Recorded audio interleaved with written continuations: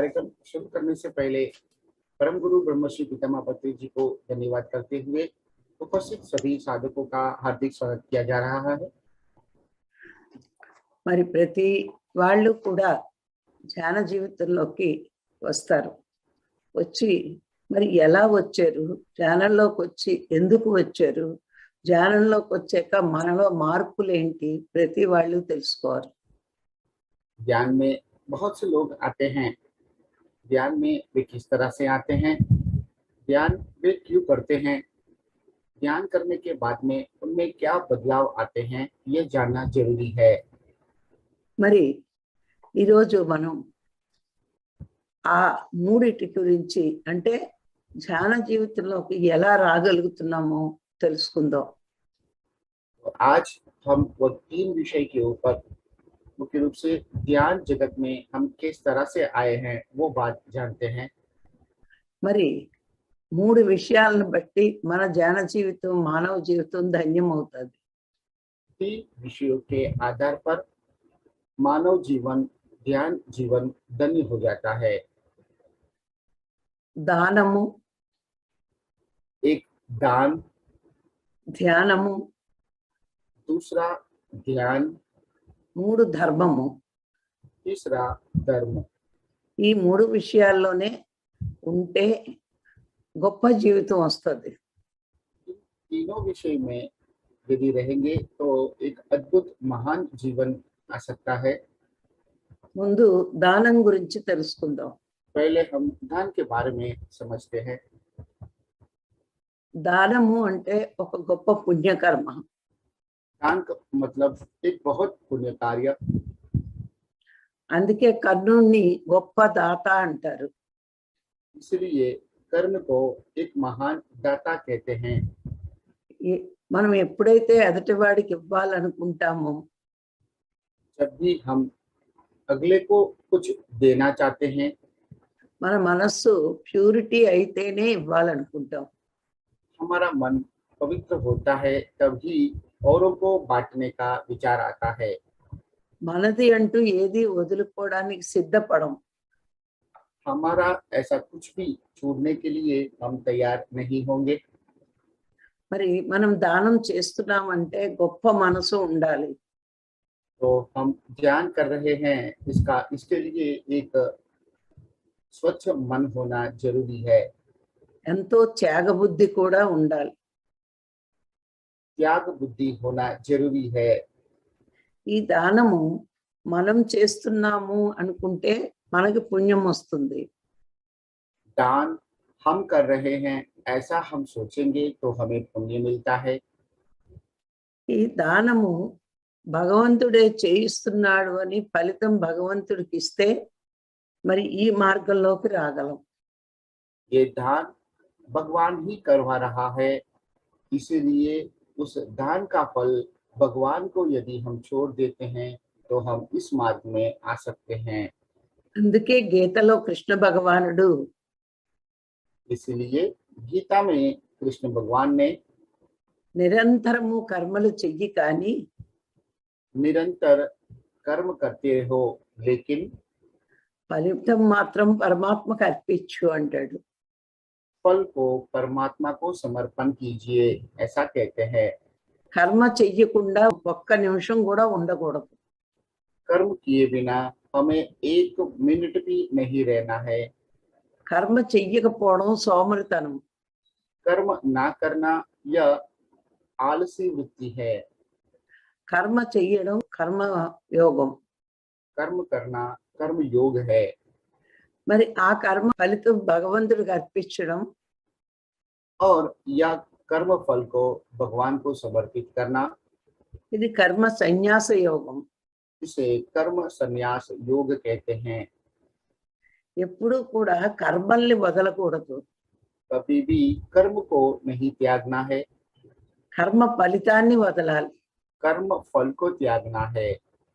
అప్పుడే మనము ఈ మార్గంలోకి రాగలం. तभी हम इस मार्ग में आ पाएंगे।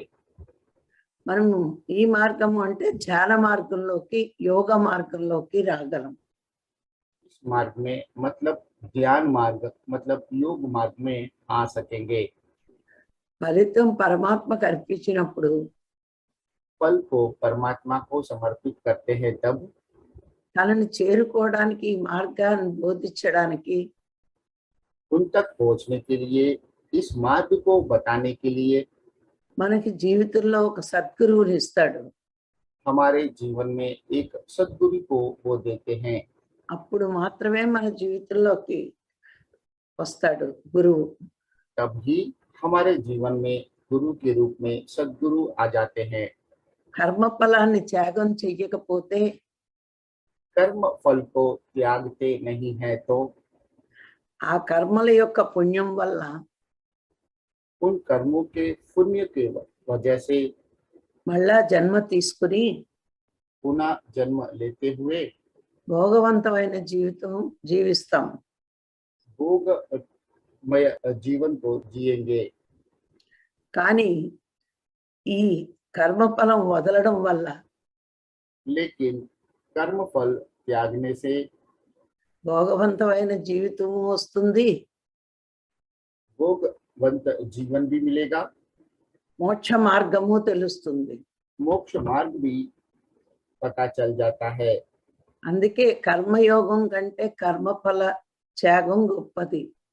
इसलिए कर्म योग से त्याग फल महान है। అలా మనం ధ్యానంలోకి రప్పించబడ్డాం. इस तरह से हम ध्यान में लाए गए हैं। ఇప్పుడు ధ్యాన మార్గం గురించి తెలుసుకుందాం. अभी हम ध्यान मार्ग के बारे में जानकारी प्राप्त करेंगे। ప్రతి మానవుడు భూమి మీద ఎన్నో చింతలతో ఉంటాడు. प्रत्येक मानव इस धरती पे अनेक चिंताओं के साथ में रहता है। ఈ చింత ఎందుకు వస్తుంది అంటే यह चिंता इसीलिए आता है, అన్ని నావి అనుకుంటాడు, सब मेरा है ऐसा सोचते हैं, అన్ని నేను చేస్తున్నాను అనుకుంటాడు. सब मैं ही कर रहा हूँ ऐसा सोचते हैं। అలా అనుకోవడం వల్ల इस तरह से सोचने की वजह से ఎంతసేపు నా భార్య నా పిల్లలు हमेशा मेरी पत्नी, मेरे बच्चे, నా ఆస్తిపాస్తులు मेरे धन दौलत, మరి నా వాళ్ళు నా కులం मेरे स्वजन, मेरे बंधु, मेरे कुल, ఇవన్నీ చింతలే. ये सब चिंता ही है। ఏంటంటే పుట్టుక చింత. जन्म भी चिंता है। మన పుట్టుకే ఒక చింత వల్ల వచ్చింది, అంటే ఒక ఆలోచన వల్ల పుట్టాం. हमारा जन्म भी एक विचार से ही होता है। భూమి మీద ఉండడమే పెద్ద చింత. इस धरती पर रहना भी बहुत बड़ी चिंता है। పుట్టడం చింత, जन्म भी ఏవేవో బాధ్యతలు. जन्म भी एक बहुत बड़ी चिंता है। जन्म से ही अनेक प्रकार की दुख होते हैं। మరి భూమి మీద ఉన్నప్పుడు ఎలా బతకాలి అనే చింత. इस धरती पे आए हैं तब से हमें किस तरह से जीवन जीना है इसके बारे में चिंता रहता है। బాల్యంలోని యవ్వనంలోని చదువుల చింత, बचपन का और जवानी का पढ़ाई के बारे में चिंता रहता है। ప్రౌఢ వయసులో సంసార బాధ్యత, वृद्धावस्था में संसार की जवाबदारियां, ముసలి వయసులో శరీరం పటుత్వం పోయి రోగాలతో చింత. बुढ़ापे में शरीर पूरी तरह से नादुरुस्त होते हुए स्वस्थ शरीर के लिए चिंता। ఇలాంటి రకరకాల చింతలతో భూమి మీద జీవిస్తూ ఉన్నాం మనం. इस तरह के अनेक प्रकार के चिंताओं के साथ में हम इस धरती पर जी रहे हैं। ఈ చింతలన్నీ పోవాలి అంటే ధ్యానం చేయాలి. इन सभी चिंताओं से मुक्त होने के लिए हमें ध्यान करना है। ధ్యానంలోకి వచ్చే వరకు మనకు తెలియదు. ध्यान में आते हैं तब तक हमें पता नहीं चलता है। ఈ భూమి మీదకి మన ఇష్ట ప్రకారమే వచ్చామని, हम इस धरती पर हमारी मर्जी के हिसाब से ही आए हैं। మన జీవితాన్ని మనమే ఎన్నుకున్నామని, हमारा इस जीवन को हमने ही चयन किया है। మరి మన మనసు యొక్క ప్రభావం వల్ల ఈ దుఃఖం వస్తోందని, हमारा मन के प्रभाव के वजह से हमें यह दुख आते हैं। మరి ఆ ప్రభావం తగ్గాలి అంటే ధ్యానమే చెయ్యాలని తెలుసుకుంటాం. हमें इस प्रभाव को कम करने के लिए ध्यान ही करना है, यह बात हम जान जाते हैं। మనము అనుభవిస్తామని తెచ్చుకున్న కర్మలు కొన్ని, हम अनुभव करेंगे ऐसा सोचकर लाए हुए कर्म कुछ और होते हैं, కానీ ఇక్కడికి వచ్చాక అజ్ఞానంతో ఎన్నో కర్మలు చేస్తాం. लेकिन यहाँ पे आने के पश्चात अज्ञान के वजह से अनेक कर्म करते हैं। ఈ కర్మలు చేసి మళ్ళా జన్మలు తీసుకుని దుఃఖంలో ఉంటాం. इन कर्मों की वजह से पुनः जन्म लेते हुए दुख को भोगना पड़ता है। అందుకే ధ్యానంలోకి వచ్చాక इसलिए ध्यान में आने के पश्चात మనం కర్మ సిద్ధాంతం నేర్చుకున్నాక हम कर्म सिद्धांत के बारे में जानकारी प्राप्त करने के बाद, జ్ఞానం పెరిగాక ज्ञान बढ़ने के बाद మనం నేను నాది అన్నది వదులుతాం. हम मेरा और मैं उसे छोड़ देते हैं। కర్మలు కూడా ఆలోచించి ఆలోచించి చేస్తాం. कर्म भी हम सोच विचार करके ही करते हैं। ఎప్పుడైతే కర్మల్ని తగ్గించుకుంటామో जब हम कर्मों को कम कर लेते हैं, అప్పుడు శాంతిగా బతుకుతాం. तब हम शांति रूप से जी पाते हैं। ఎంతసేపు శరీరము మనసుకి ప్రాముఖ్యతనిస్తే అశాంతి, हमेशा शरीर और मन को प्रामुख्यता देते हैं तो अशांति रहता है।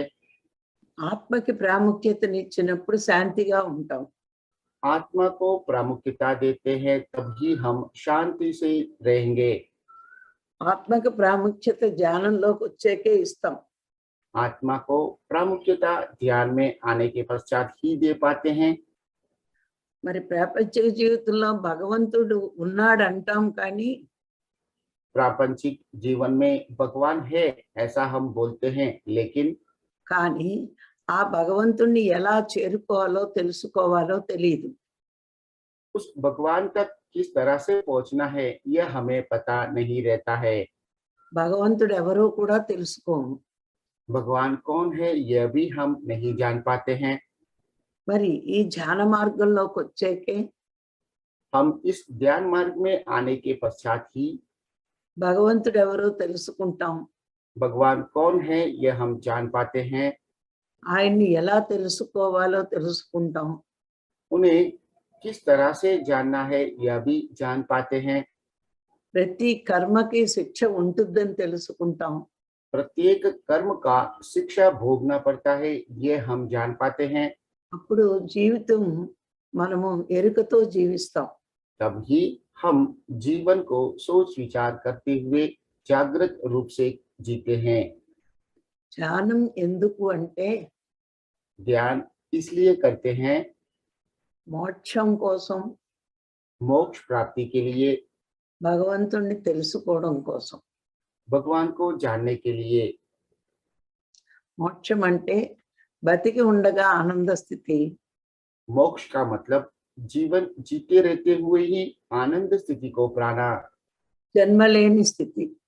जन्म राहित्य जीवन स्थिति। ఈ రెండిటి కోసమే ధ్యానం. हम इन दोनों के लिए ही ध्यान करते हैं। మరి మూడోది ధర్మం గురించి తెలుసుకుందాం. अब हम तीसरा विषय धर्म के बारे में जानकारी प्राप्त करेंगे।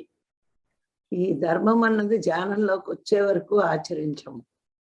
धर्म को हम ध्यान में आते हैं तब तक आचरण नहीं करते हैं, కానీ ధర్మాన్ని ఆచరించినప్పుడు लेकिन जब हम धर्म आचरण करते हैं तब ప్రతి వాడి జీవితంలోని ఆ ధర్మమే వాడిని కాపాడుతూ ఉంటది. प्रत्येक मनुष्य का जीवन में धर्म ही उसे बचाता है। అందుకే ధర్మో రక్షతి రక్షతి అంటారు. इसलिए धर्मो रक्षति रक्षतः ऐसे बोलते हैं। అంటే ధర్మాన్ని నువ్వు రక్షిస్తే मतलब यदि आप धर्म का रक्षण करोगे तो ఆ ధర్మమే वह धर्म ही నిన్ను రక్షిస్తుంది అని అర్థం. आपकी रक्षा करता है, यह इसका तात्पर्य है। ధర్మార్థ కామ మోక్షాలు అనే చతుర్విధ పురుషార్థాలు ఉన్నాయి. धर्मार्थ काम मोक्ष पुरुषार्थ है. అందరూ అర్థ కామము వెనకాతల పడుతున్నారంటే డబ్బు వెనకాతల, కోరికల వెనకాతల. अर्थ काम के पीछे पड़ते हैं, मतलब धन और विचारों के इच्छाओं के पीछे ही सब भागते हैं. ధర్మాన్ని మోక్షాన్ని మర్చిపోయారు. धर्म को और मोक्ष को भूल चुके हैं. ధర్మాన్ని ఆచరిస్తేనే మోక్షం వస్తుంది. धर्म का आचरण करेंगे तो ही मोक्ष मिलता है. అందుకే ధ్యానంలోకి వచ్చాకే దీని గురించి మనం తెలుసుకుంటాం. इसलिए ध्यान में आने के बाद ही हम इसके बारे में जानकारी प्राप्त कर पाते हैं. మానవ జన్మ యొక్క అంతరార్థము मानव जीवन का अंतरार्ध ధర్మాన్ని నిలపడమే. धर्म को जीवंत रखना ही है. ఈ బోధ రాములు వారికి వశిష్ఠులు వారు చేశారు. ఇప్పుడు నేను మీకు చెప్పేది. यह प्रबोधन श्री राम को उनके गुरु वशिष्ठ ने बताया है. ఆయనకి జ్ఞానబోధ చేస్తూ ఈ విధంగా చెప్తారు. वशिष्ठ जी राम को ज्ञान बोधन देते हुए ऐसा कहते हैं. మరి వేదాల్ని 2 భాగాలుగా విభజించారు. वेदों को 2 भाग में विभाजित किया गया है. మొదటి భాగం ధర్మం గురించి, पहला भाग धर्म के लिए, రెండో భాగము సర్వాంతర్యామి అయిన భగవంతుడి గురించి తెలియబడింది. दूसरा भाग सर्वांतर्यामी भगवान के बारे में बताया गया है. మరి మనము ధర్మంలో ఉంటూ భగవంతుడి గురించి తెలుసుకోవడమే. धर्म में रहते हुए भगवान के बारे में जानकारी प्राप्त करना ही. మరి ఈ ధర్మం కూడా 2 భాగాలుగా విభజించబడింది. और इस धर्म को भी 2 भाग में विभाजित किया गया है. మొదటిది సామాన్య ధర్మము, पहला सामान्य धर्म, రెండోది విశేష ధర్మము. दूसरा विशेष धर्म. సామాన్య ధర్మం గురించి తెలుసుకుందాం. सामान्य धर्म के बारे में जानकारी प्राप्त करेंगे. మరి ఇది 4 భాగాలుగా విభజించారు. इसे 4 भाग में विभाजित किया है. సామాన్య ధర్మంలో 4 భాగాలు ఉన్నాయి. सामान्य धर्म में 4 भाग होते हैं. మొదటిది సామాన్య ధర్మము. पहला सामान्य धर्म. అదేంటి అంటే దాని గురించి తెలుసుకుందాం. సామాన్య ధర్మం గురించి. पहला धर्म सामान्य धर्म के बारे में जानकारी प्राप्त करेंगे. మనం ఎలా ఆనందించాలనుకుంటామో, हम जिस तरह से आनंदित रहना चाहते हैं, ఈ లోకంలో అందరూ కూడా అలా ఆనందించాలని కోరుకోవాలి.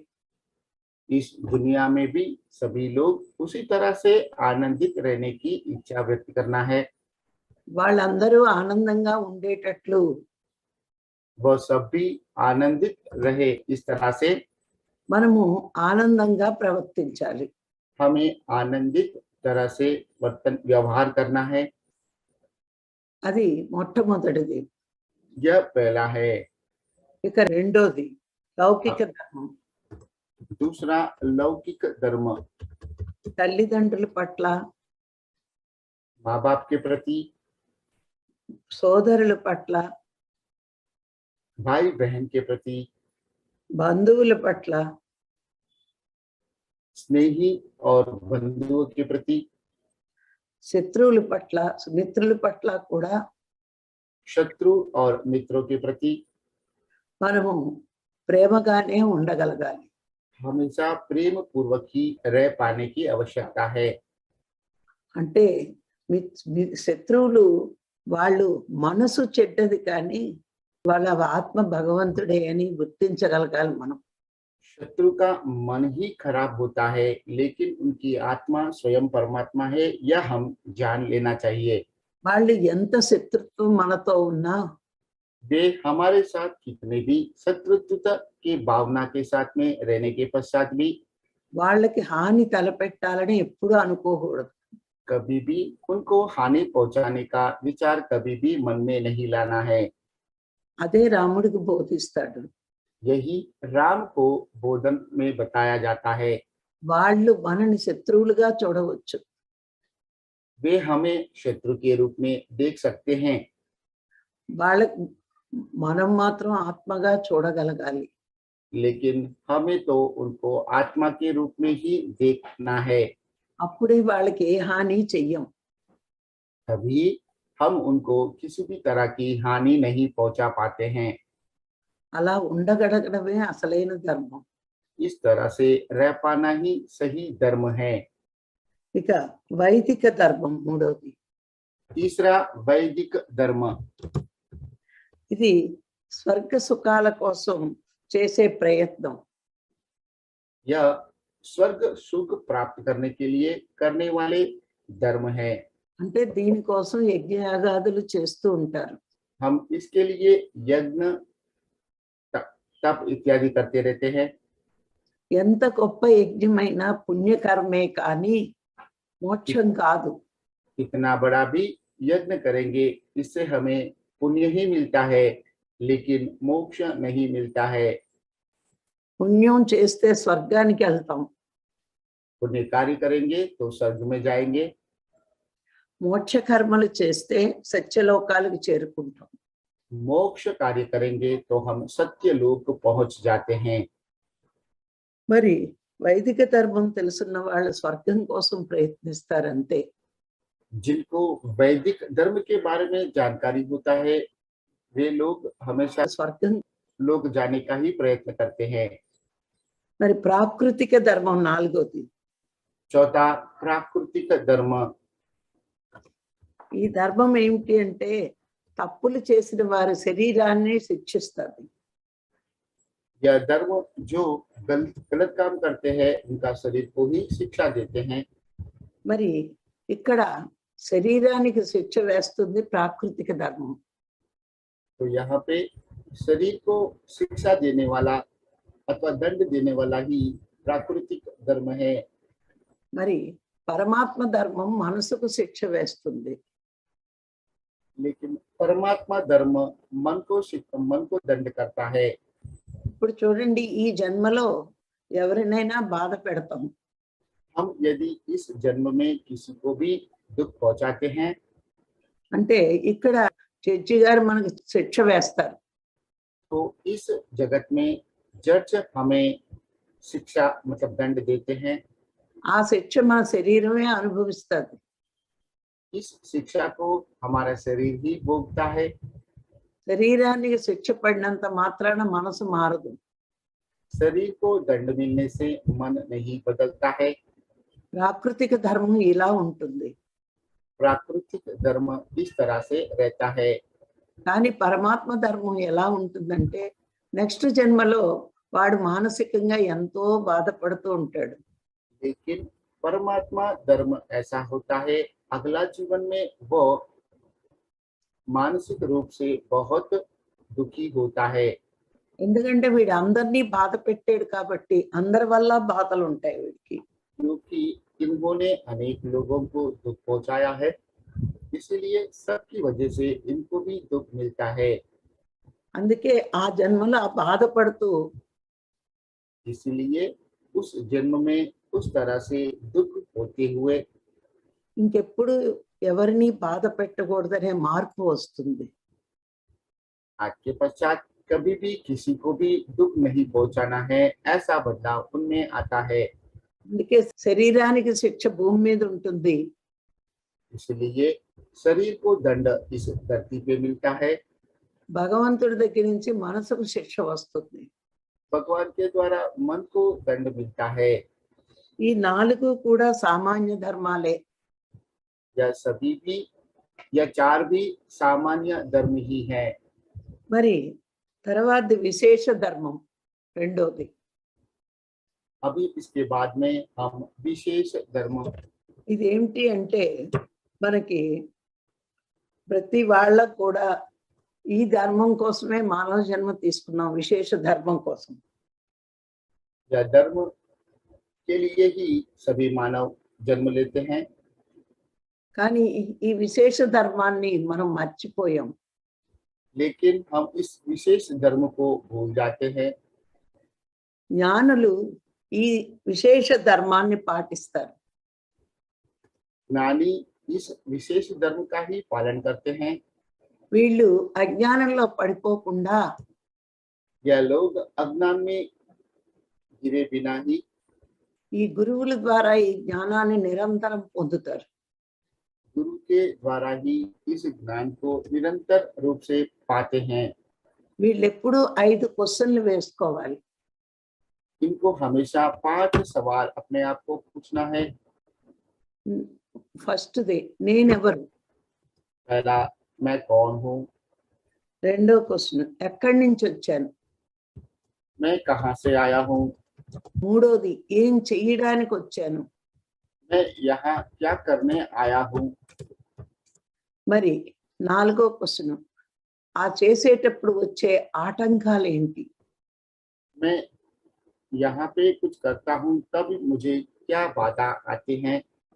ఐదో క్వశ్చన్ చేస్తేను ఆచరిస్తేను వచ్చే లాభం ఏంటి. करने से और उसका आचरण करने से हमें क्या लाभ होते हैं। ఈ 5 క్వశ్చన్లు ఎప్పుడూ వేసుకోవాలి మనం. यह 5 सवाल हमेशा हम अपने आप को पूछते रहना है। మొదటి క్వశ్చన్కి ఆన్సర్ గురువే చెప్పాడు ఇవన్నీ. पहला प्रश्न का आंसर गुरु ही बता। నేనెవరు అంటే నేను ఆత్మని. मैं कौन हूँ मतलब मैं आत्मा हूँ। ఎక్కడి నుంచి వచ్చాను, मैं कहाँ से आया हूँ। పూర్ణాత్మ నుంచి मैं ఆన్సర్. जी, और इसका आंसर पूर्ण आत्मा से ఒక చిన్న బిందువుగా వచ్చి एक छोटे बिंदु के बाद भी आकर జీవుల శరీరాలలో ప్రవేశించి जीव के शरीर में प्रवेश करके జీవాత్మగా ఉన్నాను. जीवात्मा के रूप में रहा हूँ।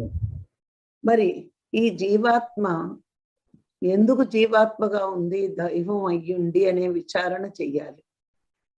यह जीवात्मा दैव भगवान होकर भी क्यों जीवात्मा के रूप में रह गया है, इसके बारे में हमें सोचना है। మరి నేను జీవాత్మనైతే పరమాత్మగా ఎప్పుడు ఎదుగుతాను అన్నది క్వశ్చన్ వేసుకోవాలి. यदि मैं जीवात्मा हूँ तो मैं परमात्मा के रूप में कब मैं आगे बढ़ पाऊंगा, यह सवाल अपने आप से पूछना है। జీవాత్మ పరమాత్మగా ఎదగాలి అంటే ధ్యానం చెయ్యాలి. जीवात्मा దానికి వచ్చాం. जीवात्मा को परमात्मा के रूप में बढ़ने के लिए ध्यान करना है, यह जानने के लिए ही हम यहाँ पे आए हैं। కానీ ఆ ధ్యానం చేసే అర్హత మానవ జన్మకే ఉంది. लेकिन इस ध्यान को करने की लायकात योग्यता सिर्फ मानव जन्म को ही मिलता है। 84 లక్షల జీవరాశుల్లో 84 लाख जीव राशियों में ముందు జన్మలన్నీ అనుభవాలు పొందుతూ ఉంటుంది. प्रारंभिक जन्मों में अनुभव प्राप्त करने के लिए ही होते हैं। మానవ జన్మలో సాధన చేయడానికే వచ్చింది. मानव जन्म साधना करने के लिए ही आया है। మరి నాలుగో క్వశ్చన్ చేసేటప్పుడు వచ్చే ఆటంకాలు ఏంటి. चौथा प्रश्न, करने के समय में आने वाली बाधा है क्या है। అంటే వాడికి పెద్ద ఆటంకం వాడి మనసే. उनके लिए सबसे बड़ा आपत्ति उनका मन ही है। ధ్యానంలో కూర్చున్నప్పుడు బయటికి పరుగులు తీస్తుంది మనసు ఇంద్రియాల ద్వారా. जब हम ध्यान करते हैं तब मन बाहर की ओर भाग दौड़ता है, ये इंद्रियों की वजह से होता है। మరి కళ్ళు తెరిచినప్పుడు ఇంద్రియాలు ప్రపంచం చూస్తాయి. जब हम आंख खोलते हैं तो इंद्रियों के द्वारा हम इस दुनिया को देखते हैं। అవన్నీ మనలో నిక్షిప్తమై ఉంటాయి చూసినవన్నీ. हम जो भी हम देखते हैं वो सब हमारे भीतर ही समाहित होकर रहते हैं। అవే ధ్యానంలో ఆలోచనల రూపంలో వస్తాయి. वही ध्यान में विचार के रूप में आते हैं। అదే పెద్ద ఇబ్బంది మనకి, ఆటంకం. यही सबसे बड़ी बाधा है। మరి ఆ ఇబ్బందిని ఎలా తొలగించుకోవాలంటే तो इस तकलीफ को हमें किस तरह से दूर करना है। మనం శ్వాస మీద ధ్యాస పెట్టేటప్పుడు जब हम श्वास के ऊपर ध्यान केंद्रित करते हैं तब చంచలంగా ఉన్న మనసు, चंचल रूप से रहने वाला मन को, చంచలం అంటే బయటకు పోయే మనసు, चंचल मतलब बाहर की दुनिया की तरफ जाने वाला मन, శ్వాస మీద ధ్యాస ద్వారా నిశ్చలం అవుతుంది. श्वास के ऊपर ध्यान केंद्रित करने से निश्चल हो जाता है। అందుకే ఏ గురువులైనా సరి అయిన సద్గురువులు శ్వాస మీద ధ్యాసే చెప్తారు. इसीलिए कोई भी गुरु हो, सदगुरु हो, वे हमेशा श्वास के ऊपर ध्यान केंद्रित करने के लिए ही कहते हैं, ఎందుకంటే శ్వాసకి మనసుకి కనెక్షన్ ఉంది. क्योंकि श्वास का मन के साथ में कनेक्शन रहता है। ఎందుకంటే మనసు శ్వాస ఒక్కసారే పుట్టినవి. क्योंकि मन और श्वास दोनों एक साथ में ही जन्म लेते हैं। బిడ్డ పుట్టిన వెంటనే శ్వాస మనసు ఒక్కసారి వస్తాయి. शिशु का जन्म लेते ही श्वास और मन एक साथ में ही उनमें आ जाता है। అందుకే మనకి కోపం వచ్చినా ఆందోళన వచ్చినా శ్వాసలు పెరిగిపోతూ ఉంటాయి. इसीलिए जब हम क्रोधित होते हैं अथवा बेचैन हो जाते हैं, तब हमारे श्वासों की गति बढ़ जाता है। మరి కోపం కానీ ఆందోళన కానీ మనసు యొక్క గుణాలు. क्रोध और बेचैनी ये मन के गुण है। అంటే మనసు యొక్క స్థితి మారినప్పుడు శ్వాస కూడా మారిపోతుందని తెలుస్తుంది. इससे हमें यह पता चलता है, मन का प्रभाव से ही श्वास का गुण भी बदल जाता है। అందుకే మనము శ్వాస మీద ధ్యాస పెట్టినప్పుడు మాత్రమే इसीलिए श्वास के ऊपर ध्यान केंद्रित करते हैं, तभी మనకి మనసు చంచల స్థితి నుంచి నిశ్చల స్థితి వస్తుంది. हमारा मन चंचल स्थिति से निश्चल स्थिति में परिवर्तित होता है। మరి అలా చెయ్యగా చెయ్యగా మనకి ధ్యానం బాగా కుదురుతుంది. इस तरह से निरंतर करते करते हमारा ध्यान सही से होने लगता है। మరి ఐదో క్వశ్చన్, అది ఆచరించడం వల్ల వచ్చే లాభం ఏంటి అని అనుకున్నాం. पांचवा सवाल, उसका आचरण करने से आने वाले लाभ क्या है? అంటే మనం ఎవరమో తెలుస్తుంది. इससे हमें हम कौन है यह पता चलता है। మనం ఎందుకు జన్మించేమో తెలుస్తుంది. हम क्यों जन्म लिए हैं वो पता चलता है। కర్మ సిద్ధాంతం తెలుస్తుంది. कर्म सिद्धांत समझ में आ जाता है। ఎక్కడి నుంచి వచ్చేమో తెలుస్తుంది. हम कहाँ से आते हैं यह पता चलता है। ఎక్కడికి వెళ్ళాలో తెలుస్తుంది. हमें कहाँ जाना है यह भी पता चल जाता है। అందుకే మనకి ధ్యానం వల్ల మాత్రమే మోక్షము అని చెప్తారు. इसलिए ध्यान द्वारा ही मोक्ष मिलता है ऐसा कहते हैं। అందుకే మానవ జన్మ పర్పస్ ధ్యానం చేయడానికే. इसलिए मानव जीवन का उद्देश्य ध्यान करना ही है। అందుకే వైదిక ధర్మాన్ని ప్రతి మానవుడు పాటించాలి. इसलिए वैदिक धर्म को प्रत्येक मानव को पालन करना चाहिए। అందుకే వశిష్ఠులు వారు చెప్తారు, इसीलिए वशिष्ठ कहते हैं, బాహ్యంలో సామాన్య ధర్మం ఆచరించాలి, बाह्य में सामान्य धर्म का आचरण करना है, మరి అంతరంలో మనకి మనం ఏకాంతంగా ఉన్నప్పుడు और अंतर में जब हम एकांत रूप से रहते हैं तब విశేష ధర్మం ఆచరించాలి. विशेष धर्म का आचरण करना है। అందుకే వేదసారం ఏంటి అంటే ధర్మాన్ని ఈ రెండు ధర్మాలు ఆచరించాలని చెప్తాయి. वेद का सारांश यही है, हमें इन दोनों धर्म का आचरण करना है। అందుకే యోగులు అంటారు, इसीलिए योगी कहते हैं, జ్ఞానము కన్ను లాంటిది, ज्ञान आंख जैसा है, ధర్మము కాళ్ళు లాంటివి. धर्म पैरों की जैसा है। ఈ రెండు లేకపోతే కుంటి వాళ్ళు గుడ్డిల వాళ్ళ ఉంటాం. यदि यह दोनों नहीं रहते हैं, हम अंधे और लंगड़े बन जाते हैं। ధర్మాన్ని ఆచరించి సత్యాన్ని తెలుసుకోవాలి. धर्म का आचरण करते हुए सत्य को जानना है। ధర్మాన్ని ఆచరించకుండా సత్యాన్ని తెలుసుకోకుండా धर्म का आचरण किए बिना, सत्य को जाने बिना ఎవరి జీవితంలోని సుఖము ఆనందము ఉండదు. किसी के भी जीवन में सुख और आनंद नहीं रहता है। అందుకే ఈ మూడు అంటే దానము, ధ్యానము, ధర్మము ఉండాలి. इसलिए यह तीन, दान, ध्यान और धर्म, तीन रहना चाहिए। దానము అంటే గొప్ప పుణ్యకర్మ చేసి ధ్యానంలోకి రావాలి, నిష్కామ కర్మ చేసి. ध्यान का मतलब निष्काम करते हुए पुण्य कर्म कमाना है, ధ్యానంలోకి రావాలి. और ध्यान में आना है। ధ్యానం ద్వారా ధర్మాన్ని ఆచరించాలి. ध्यान के द्वारा धर्म का आचरण करना है। ప్రతి మానవుడు బాహ్య ప్రపంచంలో సామాన్య ధర్మంతో, प्रत्येक मानव बाह्य प्रपंच में सामान्य धर्म का आचरण करते हुए అంతరంలో విశేష ధర్మంతో ఉంటే अंतर में विशेष धर्म के रूप से रहेंगे तो ఆనందకరమైన జీవితం, మోక్ష జీవితం వస్తుంది. आनंदमय जीवन और मोक्ष जीवन प्राप्त कर सकते हैं। మరి ఈ రోజు నాకు ఈ అవకాశాన్ని ఇచ్చిన మీ అందరికీ ధన్యవాదాలు. Thank you, thank you, thank you. इस तरह से यह मौका देने के लिए आप सभी को ब्रह्मविद वरिष्ठा राजलक्ष्मी जी धन्यवाद दे रहे हैं। Thank you, thank you, thank you. तो रेणु जी, आज का विशेष आज का यह सेशन तो पूरा इंफॉर्मेटिव से भरा है। इसमें मैं एक या दो बात बताऊंगा तभी भी वो रह जाएगा। आज मैम ने दान, ध्यान और धर्म के बारे में विशेष रूप से बताया है। इसमें भी धर्म दो प्रकार के हैं, सामान्य धर्म और विशेष धर्म।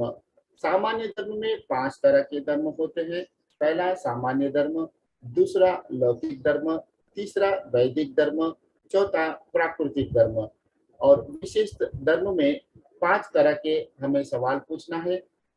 मैं कौन हूँ, मैं कहाँ से आया हूँ, मैं यहाँ पे आकर मैं क्या करूँगा। चौथा, यदि मैं यहाँ पे आकर इस तरह का कार्य करूँगा तो मुझे जो बाधाएं हैं वो कैसे दूर हो जाएंगे। पांचवा, इसका आचरण करने से मुझे क्या लाभ होंगे। इस तरह से उन्होंने सभी बातों के ऊपर विस्तृत में हमें डिटेल में वो सारी बातें बताए हैं।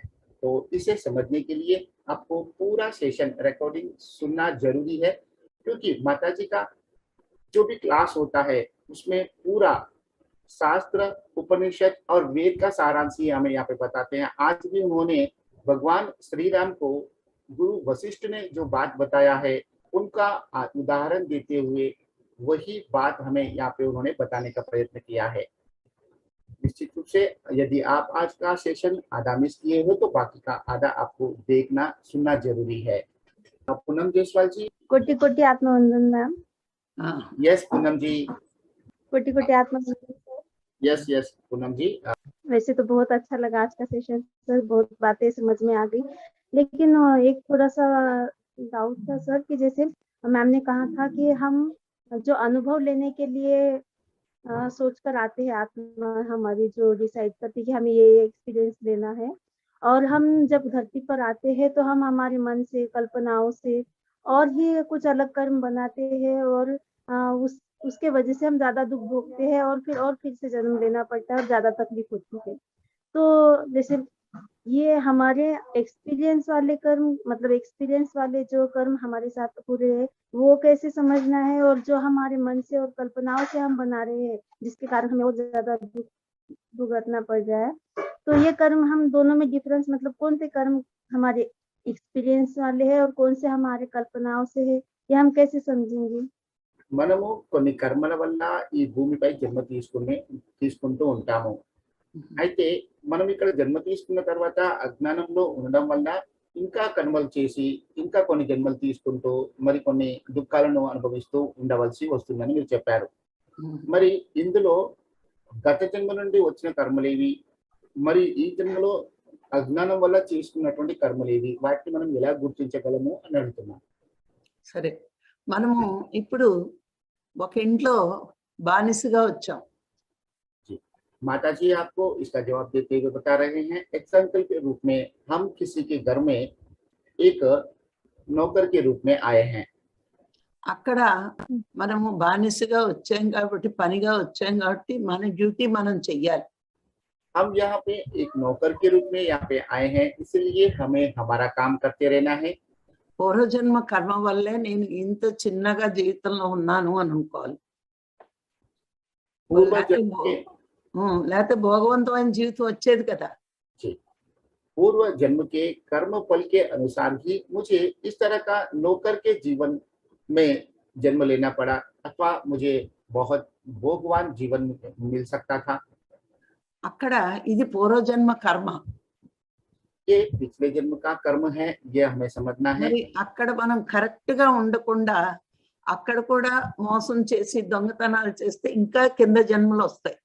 हम उस स्थिति में भी हमारा जो नौकरी है, हमारी जो जवाबदारी है, उसे सही से निर्वाहन ना करते हुए वहां पे भी चोरी करेंगे, वहां पे भी यदि हम धोखा देंगे तो उससे भी निचली कक्षा का जीवन आगे हमें मिल सकता है। అందుకని మన వర్తమానం ఏమో గతం కర్మ అని అర్థం అవుతుంది, బాధలు కష్టాలు.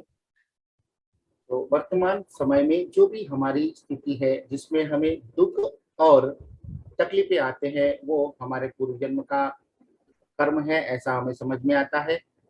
ఇప్పుడు ఇప్పుడు చేసే కర్మలు ఏంటంటే హింస చేయడం, ఎదుటి వాళ్ళని బాధ పెట్టడం, అవమానంగా చూడడం, అహంకారంగా ఉండడం ఇప్పుడు చేస్తున్న కర్మలు. वर्तमान समय में करने वाले कर्म दूसरे को धोखा देना, दूसरे को तकलीफ देना, उनके ऊपर हिंसा करना, इस तरह का कर्म वर्तमान समय में करने वाले कर्म होते हैं। ఇప్పుడు అర్థమైందా అని అడుగు. जी, గతం ఏంటి, వర్తమానం ఏంటి, కర్మలు. पूनम जी, आपको समझ में आ गया? जी हाँ। सर, काफी अच्छे से समझ में आ चुका है। और सर जैसे मैम ने बताया है कि अम, जैसे राम भगवान जब भी शत्रुओं के साथ लड़ते तो थे, बट जब वो पश्चाताप करते थे तो उनमें आत्मा है समझ के उन्हें माफ करते थे और उनके लिए जो सही है वही वो करते थे। तो जैसे अभी हमारे भी कोई शत्रु वगैरह, ऐसा तो भाव अभी रहा नहीं कि कोई शत्रु है या कोई मित्र है, सब में आत्मा है, यही सोचते हैं। बट अगर कभी कोई गलत कर रहा है, कोई अन्याय कर रहा है और उसके खिलाफ हम आवाज उठाते हैं और जब वो मान जाता है तो तब मतलब हमने जब कोई गलत कर रहा है तो उसके खिलाफ हमने आवाज उठाना चाहिए या फिर नहीं उठाना चाहिए कि चलो ठीक है वो तो आत्मा है, वो उसका एक्सपीरियंस ले रहा है, ये सोच के हमने छोड़ देना चाहिए। మరి మీరు చెప్పారు ఇంతకు ముందు రాముల వారు శత్రువులపై యుద్ధం చేసే ముందు ఆయనలో కూడా ఒక ఆత్మనే ఉంది అనే భావంతోనే ఉంటారు. ఆ యుద్ధం అయిపోయిన తర్వాత కూడా ఆయనను క్షమిస్తారు, ఆయన కూడా పరమాత్మ రూపంతో ఆయన చూస్తూ ఉంటారు అనే విషయం నాకు మీరు చెప్పారు. మరి నిజ జీవితంలో కూడా అనేక మంది శత్రువులు ఉంటారు, వారు ఇతరులకు అందరికీ ఎంతో బాధలు కలిగిస్తూ ఉంటారు. మరి అలాంటి వారిని అడ్డుకోవాల్సిన అవసరం ఉందా, లేదా వారు కూడా ఆత్మస్వరూపులే అని అలానే వదలకూడదు, అడ్డుకోవాలి. पूनम जी, यदि आपके शत्रु दूसरे को हानि पहुंचे इस तरह से మనంగా వెళ్ళి హాని చేయకూడదు, వాళ్ళు మనకేమన్నా చేస్తే అడ్డుకోవాలి. पूनम जी, यदि आपके शत्रु वो अपने तरह से दूसरों को हानि पहुंचाते हैं तो उसमें हमें प्रतिक्रिया देने की आवश्यकता नहीं है, लेकिन वो हमारे साथ में भी उस तरह का व्यवहार करते हैं तो निश्चित रूप से हमें उनका सामना करना चाहिए और उनका प्रत्युत्तर देते हुए उनको समझाने का पूरा प्रयास करना चाहिए। समझ गए पूनम जी? जी sir, thank you ma'am, thank you very much. बहुत अच्छे से समझ में आया, आज का सेशन भी बहुत बढ़िया था। क्या धर्म है, क्या अधर्म है, काफी हम जानते थे क्या धर्म से रहना चाहिए। धर्म हमने जैसे युधिष्ठिर वगैरह उनके जब स्टोरी सुनते थे हाँ वो धर्म युक्त थे, वो धर्म से आचरण करते थे और धर्म के साथ ही धर्म से ही उनकी रक्षा हुई है काफी समय, यह भी हमने जाना है। बट समझ में नहीं आता था कि धर्म का आचरण हम किस तरह से अपने जीवन में करें। आज के सेशन से बहुत अच्छे से समझ में आ गया ma'am, thank you very much. Thank you sir, thank you. ఇంతకు ముందు మనము భాగవతంలో యుధిష్ఠిర్ వారి గురించి ధర్మం గురించి మనకు అర్థమైంది వాళ్ళ కథల ద్వారా. కానీ ఈ ధర్మాన్ని ఏ విధంగా ఆచరించాలి, ఇలా ఆచరిస్తే ఏం జరుగుతుందనే విషయాన్ని మీరు చాలా క్లియర్ గా మాకు అర్థమయ్యే విధంగా మీరు చెప్పారు. మీకు ధన్యవాదాలు చెప్తున్నారు. थैंक यू पूनम जी। अभी हम यह हिंदी सेशन को यहाँ पे समाप्त कर रहे हैं। मिलते हैं कल सुबह के प्रातःकालीन ध्यान व गुरु जी का दिव्य संदेश के लिए। तब तक हम आपसे रजा लेते हैं। धन्यवाद। Thank you, thank you, thank you.